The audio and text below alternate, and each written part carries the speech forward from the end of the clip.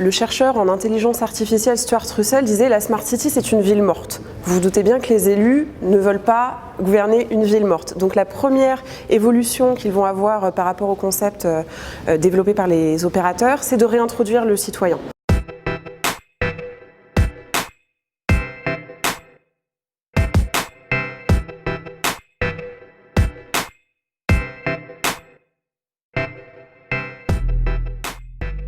La Smart City, c'est un concept qui a été généralisé à partir des années 2005 par les opérateurs tels Cisco, IBM. Donc c'est pas un concept qui est issu des villes en tant que telles.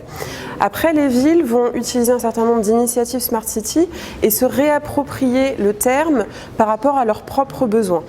Le chercheur en intelligence artificielle Stuart Russell disait « La Smart City, c'est une ville morte ». Vous vous doutez bien que les élus ne veulent pas gouverner une ville morte. Donc la première évolution qu'ils vont avoir par rapport au concept développé par les opérateurs, c'est de réintroduire le citoyen.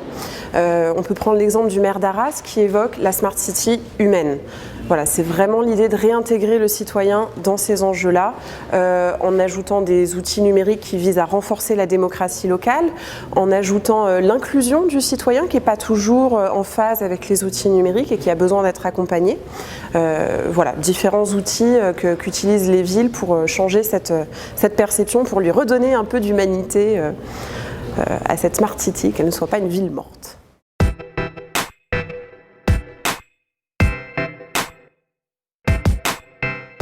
Sur les villes de taille moyenne, il n'y a pas forcément toujours l'ingénierie pour mettre en place en régie les solutions smart. Donc on s'appuie beaucoup sur des expertises, des entreprises, des grands groupes et c'est vraiment un atout pour nos villes. Après, avec la plupart des entreprises, ça se passe très bien, mais pour éviter des abus, on met en place un certain nombre de garde-fous.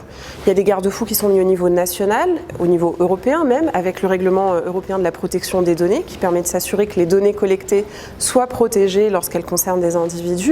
Et après, l'État va également mettre en place un certain nombre de choses. Il y a le cloud, il y a un travail au niveau de l'État pour un cloud national qui permette que les données soient stockées et protégées au niveau national. Et après, les villes ont un certain nombre d'outils. Il y a les data centers qu'elles peuvent mettre de manière locale, ce qui permet de savoir où sont stockées les données. Il y a le logiciel libre, exigé dans certains marchés publics que ce soit un logiciel libre. C'est un choix, avec ses limites ou pas, mais c'est un choix. Avec des clauses, d'une manière générale, dans les marchés publics pour imposer un certain nombre de protections sur les données notamment.